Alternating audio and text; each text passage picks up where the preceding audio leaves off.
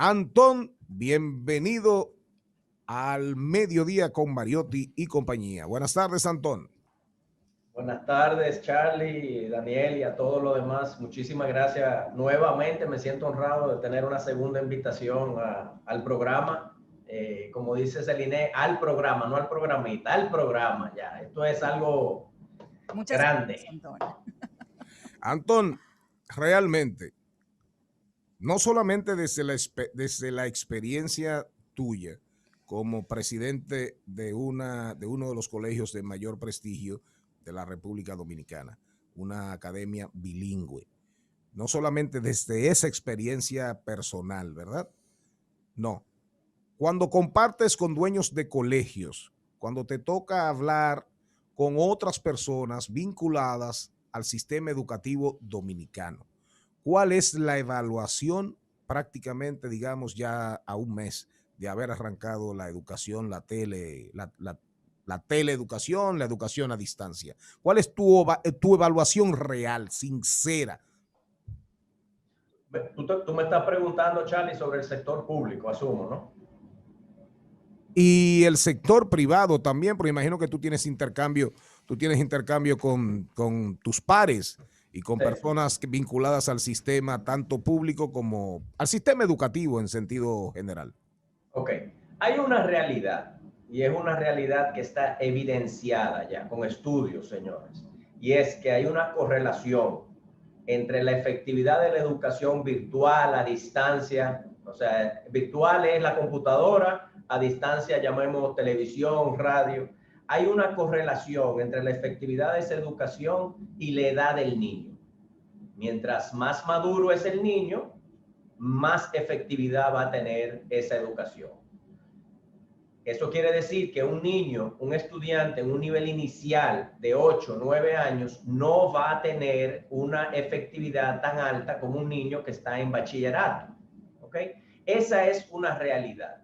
Entonces, mientras otra realidad que es triste, pero es una realidad, es que la efectividad educativa, no en la República Dominicana, sino evidenciado por PISA a nivel de los países OECD, hay una correlación con el nivel socioeconómico. ¿Qué significa eso? Mientras más alto el nivel socioeconómico, más alta la efectividad de esa educación. Entonces, lo que estamos viendo es eso. En los sectores más vulnerables, en los sectores más pobres del país, la educación a distancia y virtual está teniendo una efectividad mucho menor, digamos, que en áreas de Santo Domingo y Santiago, donde el nivel socioeconómico de la población es mayor. Esa es la realidad. Hay un elemento, uno de los principales retos que tiene el maestro hoy es mantener la atención del estudiante. Es difícil lograrlo en el aula. ¿Cuáles estrategias se están implementando en este momento para que de manera virtual el estudiante pueda mantener la atención partiendo de las distracciones que tiene y de que probablemente no tiene un seguimiento en el hogar, de que todo depende de su buena voluntad y de la buena motivación que tenga a través de lo que recibe del maestro?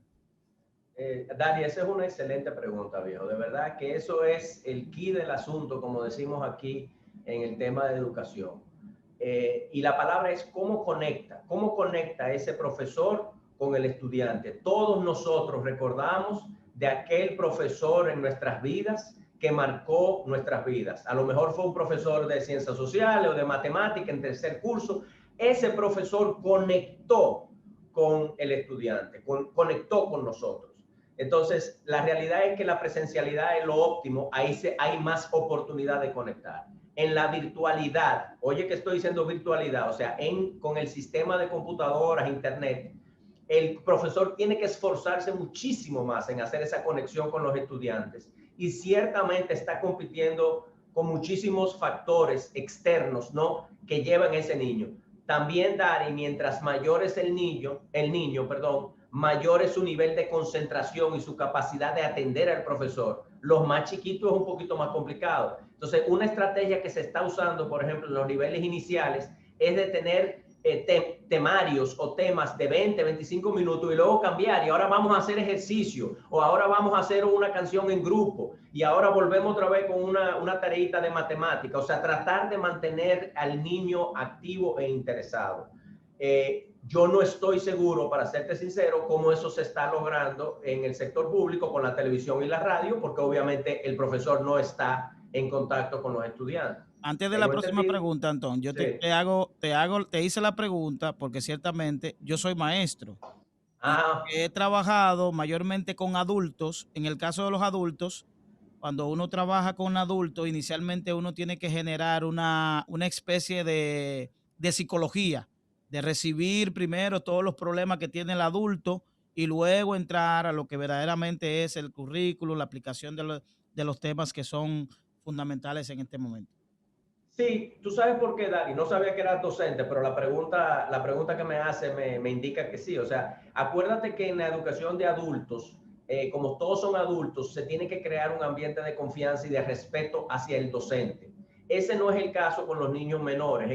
Con los niños de menores de edad, ellos entran al aula asumiendo ya que esta es la figura que tiene liderazgo, ¿no? Obviamente, ese liderazgo lo va a perder o lo va a reforzar el profesor, el docente, con sus habilidades de conectar con el estudiante.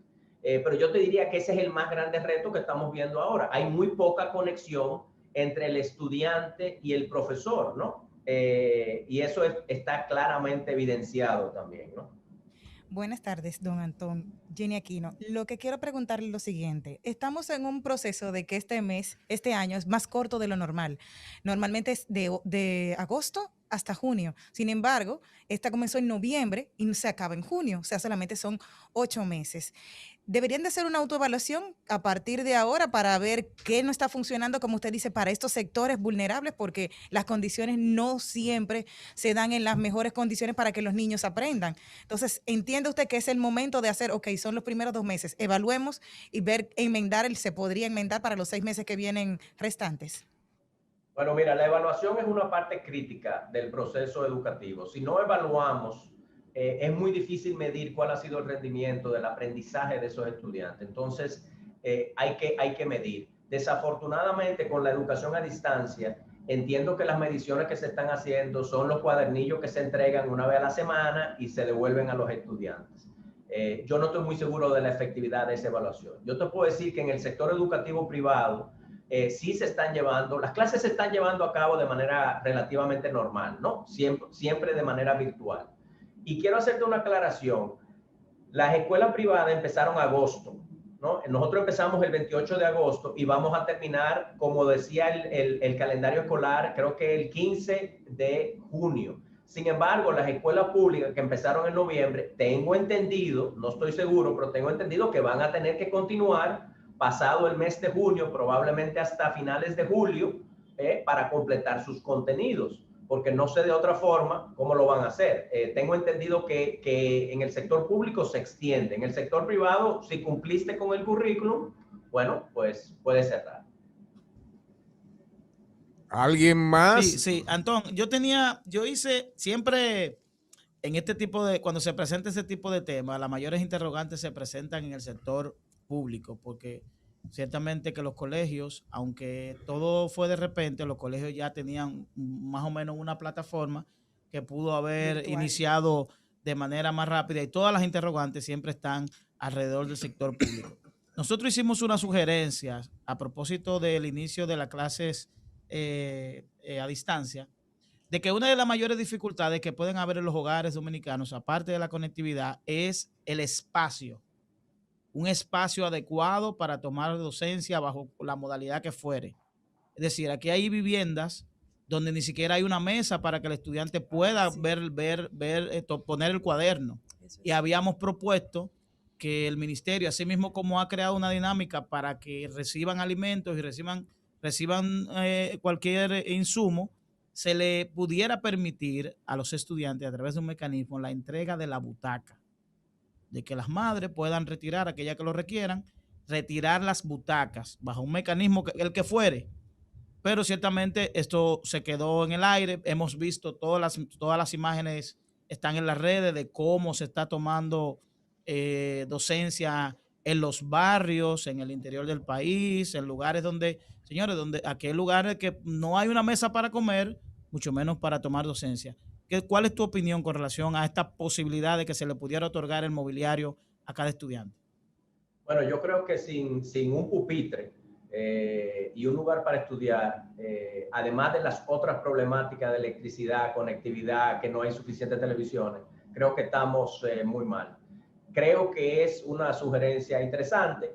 Yo lo que pasa, Dari, creo que tú lo sabes también, que si entregan 2 millones de pupitres a cada uno de los estudiantes, jamás en la vida van a volver a ver esos pupitres. Entonces, literalmente sería un regalo. Pero yo quiero hacer un comentario, a ver si yo pincho la atención de Charlie, a ver si Charlie se mete en esta conversación conmigo de algo. Fíjate una cosa muy interesante. Percibe que está muy pasivo, Charlie, Antón.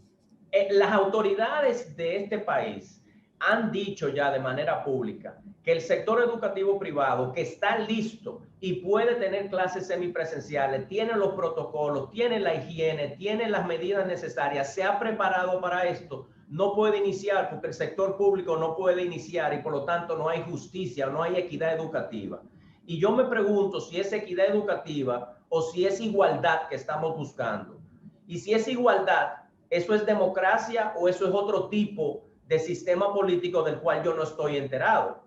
Y eso es algo que a mí realmente me preocupa, porque el sector educativo privado, a través de AINEP, que yo presido, la Asociación de Instituciones Educativas Privadas, le ha provisto de todo tipo de protocolo y asistencia al sector educativo público para ayudarlos a elevar la calidad y la efectividad de la educación pública. Pero no, en ningún momento hemos dicho que hay que bajar la calidad de la educación privada en la República Dominicana, y pareciese ser que lo que se está tratando de hacer aquí es destruir y eliminar el sector educativo privado, que dicho sea de paso, es el único que funciona, demostrado con que nosotros hoy estamos funcionando y hemos tomado las previsiones.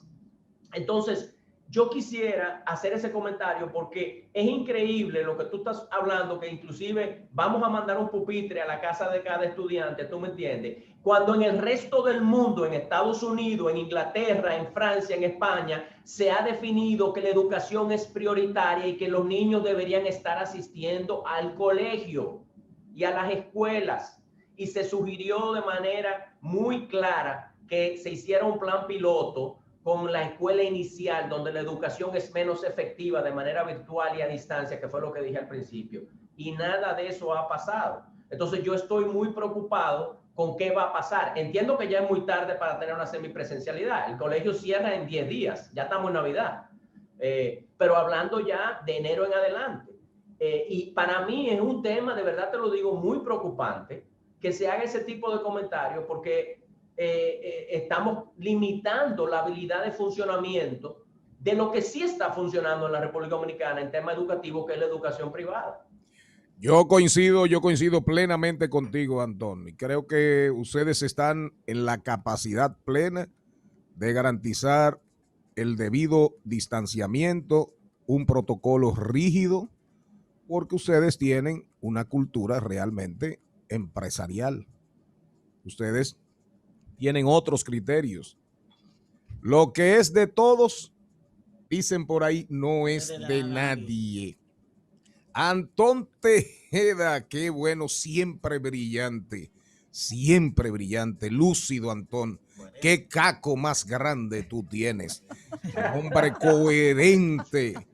Gracias, Antón. Ya ustedes escucharon la visión de un hombre vinculado a la educación, formado, una formación muy, pero muy sólida. Y si ustedes lo conocieran, es un gran ser humano y de ñapa está buen mozo.